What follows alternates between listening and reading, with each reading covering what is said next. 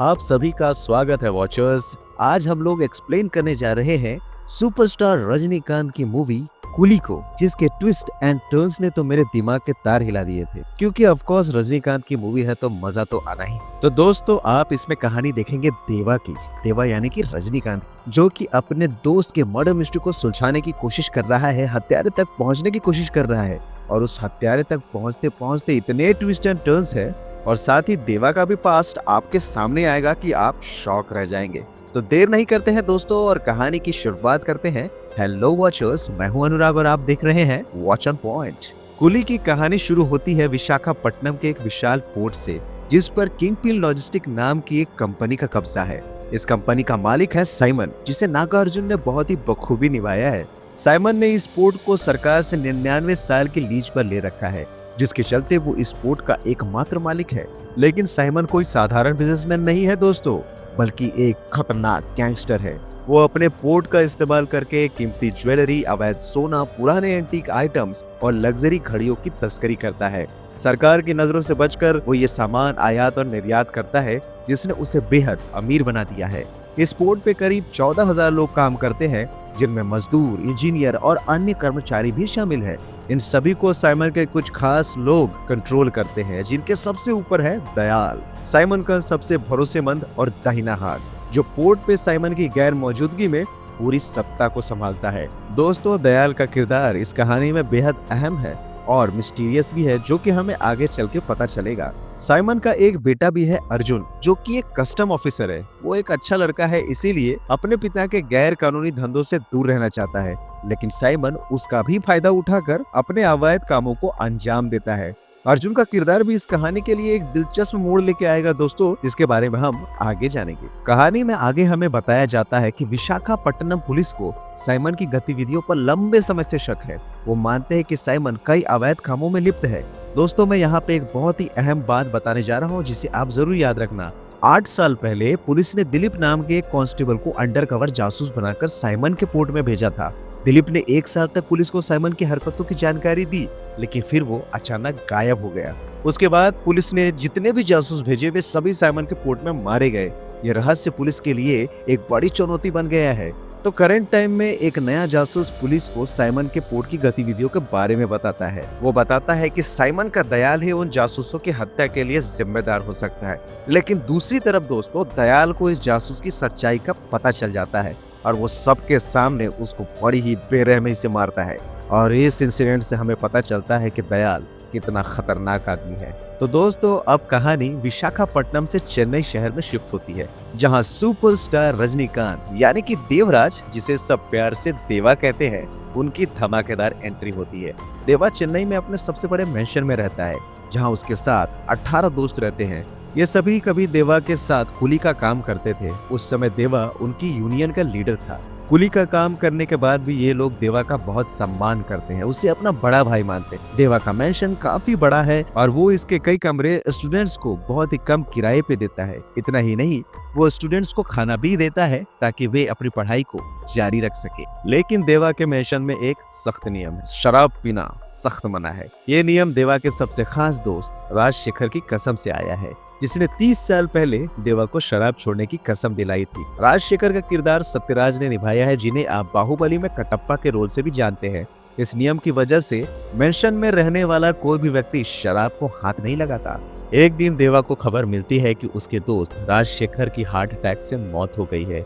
यह खबर उसे गहरा सदमा देती है। राजशेखर सिर्फ उसका दोस्त ही नहीं बल्कि उसका साला भी था, क्योंकि राजशेखर की बहन की शादी देवा से हुई थी। देवा तुरंत राजशेखर के घर जाता है, जहां वो उनकी 3 बेटियों से मिलता है। सबसे बड़ी बेटी प्रीति, जिसे श्रुति हसन ने निभाया है, देवा को बिल्कुल भी पसंद नहीं करती है और उसे घर से चले जाने के लिए कहती है। लेकिन देवा को शक होता है कि राजशेखर की मौत इतनी साधारण नहीं हो सकती है। वो राजशेखर की कंपनी में जाता है, जहां उसे पता चलता है कि राजशेखर ने 5 साल पहले नौकरी छोड़ दी थी। इसके बाद वो पोस्टमार्टम रिपोर्ट को चेक करवाता है, जिसमें खुलासा होता है कि राजशेखर की मौत हार्ट अटैक से नहीं हुई है, बल्कि सीने पे जोरदार वार से हुई है। यह जानकर देवा को यकीन हो जाता है कि राजशेखर की हत्या की गई है और वो इसके पीछे की सच्चाई जानने का फैसला करता है। देवा राजशेखर के एक करीबी दोस्त से मिलता है, जो उसे 5 साल पुरानी कहानी सुनाता है। राजशेखर एक साइंस और टेक्नोलॉजी कंपनी में रिसर्चर था। वो अपनी तीनों बेटियों को डॉक्टर बनाना चाहता था, लेकिन उसके पास इतने पैसे नहीं थे कि वो उनकी पढ़ाई की फीस दे सके। इसीलिए उसने एक अनोखी मशीन बनाई, मोबाइल क्रीमेटर। यह मशीन किसी जानवर या पक्षी को कुछ ही सेकंड में राख बना सकती थी, बिना कोई प्रदूषण फैलाए। इस मशीन को बनाने के लिए राजशेखर को कई अवैध सामानों की जरूरत पड़ी, जिन्हें उसने कस्टम ऑफिसर अर्जुन की मदद से विदेश से मंगवाया। राजशेखर चाहता था कि सरकार इस मशीन की मंजूरी दे दे, ताकि वो इसे पेटेंट करा ले और पेटेंट से मिलने वाले पैसों से अपने बेटियों की पढ़ाई को करवा सके। लेकिन सरकार ने इस मशीन को खतरनाक मानकर उसकी मंजूरी नहीं दी। उनका कहना यह था कि इस मशीन का गलत इस्तेमाल भी हो सकता है। किसी भी इंसान को राख बनाकर उसकी पहचान को मिटाया जा सकता है, बल्कि अपराधी भी इसका इस्तेमाल कर सकते हैं। इस झटके से राजशेखर टूट गया और छोटे मोटे काम करने लगा। लेकिन साइमन को उसकी मशीन के बारे में पता चल गया। साइमन ने अपनी ताकत का इस्तेमाल करते हुए राजशेखर को मजबूर किया कि वो इस मशीन का उपयोग साइमन के अवैध कामों के लिए करे। साइमन ने राजशेखर की बेटियों की जान का खतरा बताकर उसे धमकाया, जिसके चलते राजशेखर को उसकी मशीन से साइमन की ओर से मारी गई लाशों को राख करना पड़ा। इस काम में राजशेखर की सबसे बड़ी बेटी प्रीति भी उसकी मदद करती थी। देवा को समझ आता है कि राजशेखर की मौत के बाद साइमन के लोग प्रीति को ढूंढने आएंगे, क्योंकि वो मशीन चलाना जानती है। वो तुरंत प्रीति को बचाने पहुंचता है और साइमन के गुंडों से उसकी प्रोटेक्शन करता है। देवा गुंडों को बताता है कि वो भी मशीन चलाना जानता है और उनके साथ जाने को तैयार है। देवा और प्रीति को दयाल के पास ले आया जाता है, जो उन्हें मशीन चलाने के लिए कहता है। प्रीति देवा को मशीन चलाना भी सिखाती है और वे मिलकर साइमन की ओर से मारी गई लाशों को राख बना देते हैं। ये देखकर दयाल को यकीन हो जाता है कि देवा को मशीन चलानी आती है। इसके बाद दोस्तों इस कहानी में बहुत बड़ा ट्विस्ट आने वाला है। इस ट्विस्ट ने तो मेरे दिमाग के तार हिला दिए थे जब मैंने इस मूवी को देखा था। जब ये पता चलता है कि दयाल ही वो दिलीप है जिसे 8 साल पहले पुलिस ने जासूस बनाकर साइमन की पोर्ट पे भेजा था, लेकिन लालच के चलते उसने पुलिस को धोखा दे दिया और साइमन का सबसे भरोसेमंद आदमी बन गया। उसने साइमन के पोर्ट से गहने, सोना और नकदी चुरा कर अपने एक गुप्त अड्डे पे जमा कर लिया था। उसने अपने लिए 2 फर्जी पासपोर्ट्स भी बनवाए थे, ताकि वो सारा सामान लेकर देश छोड़कर भाग सके। लेकिन साइमन को दयाल की सच्चाई का पता चल जाता है। गुस्से में वो दयाल पे हथौड़े से हमला करता है और उसे मार देता है। साइमन देवा से कहता है कि वो दयाल की लाश को कमिश्नर ऑफिस के पास शमशान घाट में दफना दे, ताकि पुलिस को ये मैसेज मिलता रहे कि साइमन किसी भी जासूस को बख्शेगा नहीं। जिसके बाद देवा और प्रीति दयाल की लाश को दफनाने जाते हैं। लेकिन दोस्तों हैरानी की बात ये होती है कि दयाल अचानक जिंदा हो जाता है। प्रीति बताती है कि ये बहुत ही दुर्लभ स्थिति है, जिसमें जोरदार वार के कारण सांसें रुक जाती है, लेकिन कुछ देर बाद वापस शुरू भी हो जाती है। दयाल देवा से माफी मांगता है, कहता है कि वो पुलिस का जासूस है, उसने जो कुछ भी किया है पुलिस के लिए किया है। वो अपने छोटे छोटे बच्चों की दुहाई देता है, जिससे देवा को उस पर दया आ जाती है। वो उसे भागने देता है। वो कहता है कि तू यहाँ से दूर चला जा, तभी तेरी जान सुरक्षित रहेगी। प्रीति को दयाल को छोड़ने हैदराबाद जाना पड़ता है, क्योंकि दयाल घायल था और उसे कोई भी ऐसी स्थिति में पकड़ सकता था।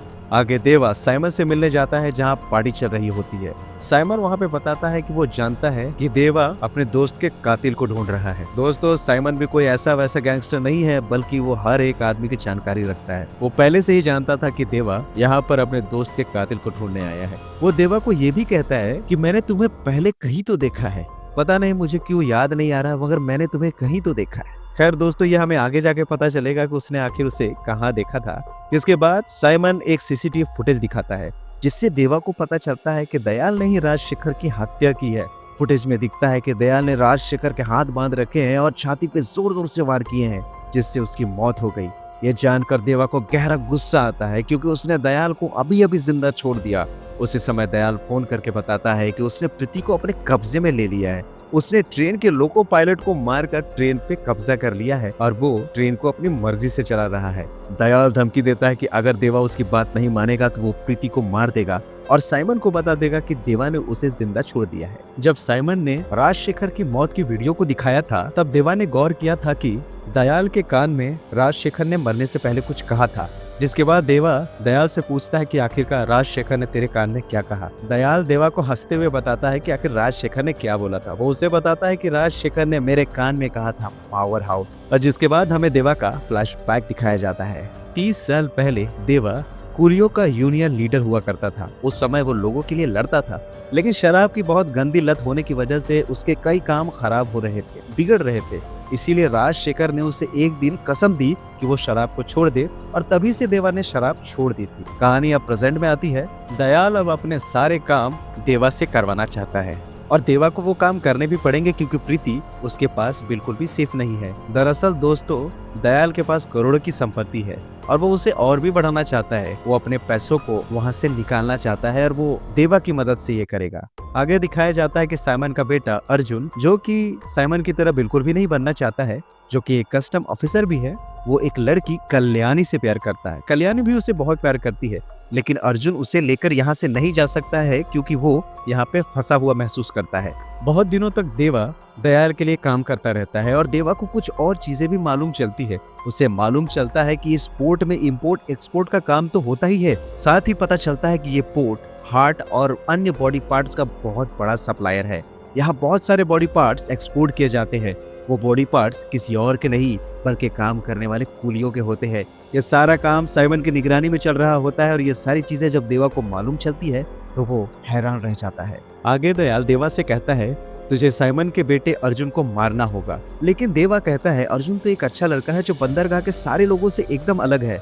देवा तो अपने बाप के जैसे बनना भी नहीं चाहता है। लेकिन जब देवा को अर्जुन और कल्याणी के प्यार के बारे में पता चलता है तो वो उनको रातों रात दूर भेज देता है। अगले ही पल देवा के पास दयाल का मैसेज आता है और वो कहता है कि तूने अर्जुन को नहीं मार के बहुत बड़ी गलती कर दी है। और ये सुनते ही देवा हैरान हो जाता है क्योंकि उसने अभी अभी कल्याणी और अर्जुन को छोड़ा था। उधर दूसरी तरफ देवा के बारे में साइमन को बहुत सारी चीजें मालूम चलती है। वो सीसीटीवी फुटेज के द्वारा देखता है कि देवा उसके लोगों को बहुत बुरी तरह से पीट रहा है। अगले दिन दयाल प्रीति को लेकर 30 मंजिला बिल्डिंग पे जाता है और देवा के पास वीडियो कॉल करता है। वो उससे कहता है, तूने जो गलती की है ना, इस वजह से प्रीति की जान तो अब जाएगी। तब दयाल प्रीति को 30 मंजिला बिल्डिंग से नीचे फेंकने ही वाला होता है, तभी देवा की टोन चेंज हो जाती है। देवा उससे कहता है कि तू ऐसा नहीं कर सकता है दिलीप। और दिलीप का नाम सुन के दयाल हैरान हो जाता है क्योंकि दयाल का असली नाम तो दिलीप है। लेकिन ये देवा को कैसे पता है? तो देवा बताता है कि जब मैंने अर्जुन और कल्याणी को साथ भेजा तो अर्जुन तो तुझे बताएगा नहीं, लेकिन उसके साथ जो लड़की है कल्याणी, वो तुझे बता सकती है। तभी हम देखते हैं कि कल्याणी को देवा ने इलेक्ट्रिक चेयर पे बिठा रखा है और वीडियो कॉल में दयाल ये साफ देख पा रहा होता है। हमें यहाँ एक बात और पता चलती है कि कल्याणी दरअसल दयाल की बीवी है। ये बातें देवा को मालूम चल चुकी होती है और अब दयाल का सारा प्लान चौपट हो चुका होता है। ये सारी चीजें देखने के बाद दयाल पूरी तरह से हैरान हो जाता है और इस वजह से न चाहते हुए भी उसे प्रीति को छोड़ना पड़ता है। यहीं पे राजशेखर का एक दोस्त देवा को बताता है कि उसका कुली नंबर 5821 है। वो उससे ये भी कहता है कि अगर तेरे टेलीफोन पे किसी ने कॉल किया और तुझसे तेरा कुली नंबर बोला तो समझ जाना कि वही तेरी औलाद है। राजशेखर ने ये सब कुछ तुझे बताने की कई बार कोशिश की। जब वो साइमन के यहाँ पे काम कर रहा था तो उसे ऐसा लगता था कि उसके जान को खतरा है। वो कई बार मेंशन में भी आया, तुझे बताने की कोशिश भी की, लेकिन उसे डर था कि तू कहीं फिर से पीना ना शुरू कर दे। इसी वजह से उसने तुझे ये बात नहीं बताई। जिसके बाद देवा यहाँ से चला जाता है और हम देखते हैं कल्याणी को, जो उस इलेक्ट्रिक चेयर पे बैठी हुई होती है। और यहीं पे हम अर्जुन को भी देख पाते हैं। अर्जुन उससे कहता है, तुमने आखिर मेरे साथ इतना बड़ा धोखा क्यों किया? जिसपे कल्याणी रोने लगती है और बताती है कि दयाल ने उसके साथ धोखा किया है। उसने सालों से उसका इस्तेमाल किया है और वो उसके जाल से कभी भी नहीं निकल पाई। अगर वो निकलने की कोशिश करती तो दयाल उसे मार देता। कल्याणी अर्जुन के सामने बहुत ज्यादा रोने लगती है। ये देख के अर्जुन उसे छोड़ देता है, लेकिन छूटने के बाद भाई साहब कल्याणी वहाँ पे कोहराम मचा देती है। अर्जुन के साथ जितने भी लोग होते हैं, कल्याणी उन्हें बहुत ही बेरहमी से मार देती है। जिसके बाद कल्याणी तुरंत ही दयाल को फोन करती है। वो बताती है कि वो यहाँ से निकल चुकी है, प्रीति ज्यादा दूर नहीं पहुंची होगी, तुम उसके पीछे जाओ। तब जाके हमें दयाल और कल्याणी के कनेक्शन के बारे में पता चलता है।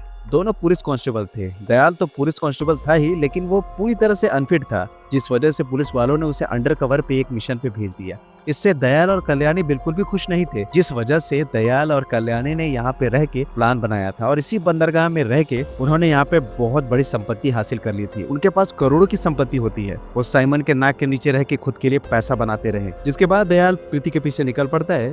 प्रीति यहाँ देवा के लोगों के साथ बहुत दूर निकल चुकी होती है, लेकिन दयाल हार नहीं मानता। आखिरकार फाइनली उसे प्रीति दिख जाती है। प्रीति के साथ देवा के काफी लोग मौजूद होते हैं, लेकिन वो हार नहीं मानता है। किसी ज़ॉम्बी की तरह उनका पीछा करता है, बहुत कोशिश करता है, कभी टैक्सी में, कभी ऑटो में। बहुत ही इंटरेस्टिंगली दयाल का कैरेक्टर प्रीति का पीछा करता है हर एक जगह। दूसरी तरफ दिखाया जाता है दोस्तों, जब देवा दयाल के बारे में पता लगा रहा था तब उसने साइमन के बहुत सारे लोगों को मार दिया था, जिसके फुटेज को साइमन ने देख लिया था। इसीलिए वो अपने आदमियों को देवा के मेंशन में उसे मारने भेजता है। देवा के मेंशन में बहुत सारे लोग पहुंच चुके होते हैं, इन सारे लोगों की खबर देवा तक भी पहुंच चुकी होती है, लेकिन मेंशन में एक बहुत बड़ी प्रॉब्लम होती है। वहाँ पे प्रीति की दोनों बहनें मौजूद होती है, जिस वजह से वहाँ कोई भी प्रॉब्लम ना हो, इसीलिए देवा वहाँ पे पहुंच जाता है और साइमन के लोगों से लड़ाई शुरू हो जाती है। वैसे तो साइमन के लोग बहुत सारे होते हैं, लेकिन उनके सामने देवा होता है और देवा यहाँ बहुत बुरी तरह से उन्हें पीटता है। तभी यहाँ पे एंट्री होती है कन्नड़ सुपरस्टार उपेंद्र की, जो कि उन्हीं कुलियों में से एक होता है जो कि देवा के दोस्त थे। उपेंद्र यहाँ देवा के साथ मिलकर साइमन के लोगों को बहुत बुरी तरह से मारता है। दूसरी तरफ हम प्रीति को देखते हैं, जो अपनी जान बचाने के लिए काफी कोशिश कर रही होती है, क्योंकि दयाल उनके पीछे पड़ा हुआ होता है। उसे किसी भी हालत में बस प्रीति को पकड़ना होता है। जब प्रीति को ऐसा लगता है कि उसके जान को खतरा है, तभी उसे अपने पिता राजशेखर की एक बात याद आती है। उन्होंने बताया था कि अगर वो कभी भी प्रॉब्लम में रहे तो उसे बस एक टेलीफोन नंबर पे कॉल करना है और कहना है कुली नंबर 5821। जब प्रीति को ये याद आता है तो वो तुरंत उस नंबर पे कॉल लगा देती है और ये कॉल उठाता है देवा। देवा वहाँ फोन उठाता है तो वो प्रीति की आवाज़ सुनता है। प्रीति कहती कि मेरे पिताजी ने आपके पास कॉल करने के लिए कहा था। मुझे नहीं पता है कि आप कौन हो, लेकिन मेरे पिता ने कहा था कि मैं आपको आपका कुली नंबर बताऊं। और यह सुन के देवा समझ जाता है कि उसकी औलाद कोई और नहीं बल्कि प्रीति ही है। लेकिन अभी प्रीति की जान खतरे में होती है, वो ट्रेन में होती है और दयाल उसके पीछे पड़ा हुआ होता है। प्रीति चेन्नई स्टेशन में पहुंचती है, जिसके बाद बड़ी मुश्किलों से दयाल से उसका पीछा छूट जाता है, लेकिन अब भी उसके पीछे कल्याणी लगी हुई होती है। दयाल के पास अब एक और काम होता है। दरअसल कल्याणी ने अर्जुन को एक कार में बंदी बना रखा था। तभी दयाल साइमन के पास वीडियो कॉल करता है और उससे बताता है कि इन सभी कामों के पीछे देवा का हाथ है। और दयाल साइमन के सामने अर्जुन को मार देता है। वो बताता है कि मैं मजबूर हूँ, क्योंकि अगर मैंने अर्जुन को नहीं मारा तो देवा मेरी बीवी को मार डालेगा। और आगे वो ये भी बता देता है कि प्रीति कौन से स्टेशन में पहुंचने वाली है। आगे वो ये भी बताता है कि उसे किसी भी हालत में प्रीति को पकड़ना होगा। आगे के स्टेशन में साइमन के लोग प्रीति और कल्याणी दोनों को कब्जे में ले लेते हैं और उसके पास उन दोनों को फिर साइमन के पास ले जाया जाता है। अब साइमन के सामने प्रीति और कल्याणी दोनों मौजूद होते हैं। कल्याणी यहाँ पे अपना नाटक शुरू कर देती है, रोना धोना शुरू कर देती है और वो बताती है कि वो ऐसी लड़की नहीं है, उसे फंसाया गया है। वो उसके सामने खूब रो रही होती है, लेकिन कल्याणी साइमन को ही मारने की कोशिश करती है और ये सारी चीजें दयाल के सामने वीडियो कॉल पे ही हो रही होती है। तब यहाँ पर साइमन को समझ आ गया होता है कि कल्याणी और दयाल के बीच जरूर कोई कनेक्शन है, जिसके बाद साइमन कल्याणी को बड़ी बेरहमी से मार के पानी में फेंक देता है। दूसरी तरफ देवा को मालूम चलता है कि साइमन के लोग प्रीति को लेकर गए हैं, तो देवा तुरंत ही साइमन के पास पहुंच जाता है और साइमन की गन पॉइंट पे यहाँ पर प्रीति बैठी हुई होती है। यहाँ पे साइमन कहता है कि तूने अर्जुन को मार के बहुत बड़ी गलती कर दी है, तू क्या जाने औलाद के मौत का दर्द क्या होता है। साइमन यहाँ प्रीति को ऑपरेशन रूम में भेज देता है और कहता है कि मेरे कहने पे तुम इस लड़की का हार्ट निकाल लेना। जिसके बाद देवा साइमन को अपनी स्टोरी बताने लगता है। वो कहता है 30 साल पहले मैं कुलियों का यूनियन लीडर था। हम 300 कुली साथ में काम किया करते थे। मैं कुलियों के लिए कुछ भी कर सकता था। हम नॉर्थ इंडिया के एक शहर में जाकर काम करने लगे थे। वहाँ हमारी फिक्र करने वाला कोई भी नहीं था, सिर्फ एक राजशेखर था जो हमारी फिक्र करता था। उसने मुझे बहुत ज्यादा प्यार दी, अपने घर में रखा। राजशेखर ने अपनी बहन, जिससे वो जान से भी ज्यादा प्यार करता था, उससे मेरी शादी करवाई। और फिर एक काम के चलते सेठ ने हमें एक दिन विदेश भेज दिया। हम क्या काम करते थे हम खुद नहीं जानते। जब हम विदेश में काम कर रहे थे तो हमें मालूम चला कि इन बॉक्सेस में ड्रग्स है, जिस वजह से हम सभी कुलियों को अरेस्ट कर लिया गया। अब हम पुलिस से अपराधी बन चुके थे। तब हमारे सेठ ने हमसे कहा कि 300 कुलियों में से अगर 100 कुली ने भी अपना गुनाह कबूल कर लिया तो बाकी कुलियों की जान बचाई जा सकती। तब हमने उन कुलियों को चुना जिनकी शादी नहीं हुई थी। तब हमने 60 लोगों से गुनाह कबूल करवाया और उन 60 लोगों में से मैं भी मौजूद था। भले ही मेरी शादी हो गई थी, लेकिन मैं कुलियों का साथ नहीं छोड़ने वाला था। लेकिन बाद में हमें सेठ के प्लान के बारे में मालूम चला कि ये लोग हमें विदेश के जेल में पहुंचाने से पहले ही समंदर के बीच में मारना चाहते। तब हमने साथ मिलकर उन सभी लोगों को बहुत ही बेरहमी से मारा, लेकिन मैं अपने 30 कुली साथियों को नहीं बचा पाया। लेकिन हमारे हाथ सेठ लग गया और हमने बहुत ही बेरहमी से मार डाला। और जानते हो वो सेठ कौन था? वो सेठ कोई और नहीं बल्कि तेरा बाप सेवियर था। तब मैंने तेरे पिता को मारा था, तब तू भी वहीं खड़ा था। तू कहता है ना तूने मुझे कहीं देखा है। अब याद आया कि तूने मुझे कहाँ देखा है, इसीलिए मैं तुझे आज भी याद हूँ। और वो ये भी बताता है कि प्रीति राजशेखर की बेटी नहीं बल्कि मेरी बेटी। ये सारी बातें सुनकर साइमन का खून खौल जाता है। वो देवा को मारने के लिए आगे बढ़ता है, लेकिन यहाँ पे बहुत सारी फाइट करने के बाद देवा साइमन को फाइनली मार देता है। आखिर में देवा सभी को बचा लेता है और प्रीति भी बच गई होती है। लेकिन जब वो यहाँ से वापस आ रहे होते हैं तभी यहाँ पे बहुत सारे गैंगस्टर आ जाते हैं। वो देवा और उसके लोगों को अपने साथ ले जाते हैं, जिनमें प्रीति और प्रीति की दोनों बहनें भी मौजूद होती है। तभी यहाँ पे एक बहुत बड़े विलन दाहा की एंट्री होती है और दाहा का किरदार किसी और ने नहीं बल्कि आमिर खान ने निभाया है दोस्तों। तो दाहा के साथ जिन लोगों ने गद्दारी की, मतलब कि साइमन के लोग, उन्हें यहाँ पे दाहा बहुत ही बुरी तरह से मार डालता है। और अब बारी होती है देवा के लोगों की, जिन्होंने उसके साथ गद्दारी की थी। जब दाहा यहाँ देवा के पास आकर उसे मारने ही वाला होता है, तभी यहाँ पे दाहा को याद आता है कि इस आदमी को तो मैंने पहले कहीं देखा है। और उसे 30 साल पहले का एक सीन याद आता है जब देवा ने जेवियर को मारा था, जो साइमन का पिता था। दाहा भी वहीं पे मौजूद था और ये सारी चीजें देख के दाहा देवा का फैन बन गया था। वो तो उसे अपना हीरो मानने लगा था। वो चाहता था कि एक दिन देवा उसका राइट हैंड बने। दाहा यहाँ पे देवा से कहता भी है कि क्या वो उसका राइट हैंड बनेगा, लेकिन यहाँ पे देवा दाहा से कहता है कि मुझे तेरे बाप से बात करनी। हम देख पाते हैं दोस्तों कि उसके बाप की आंखों में देवा के लिए एक अलग ही डर मौजूद होता है।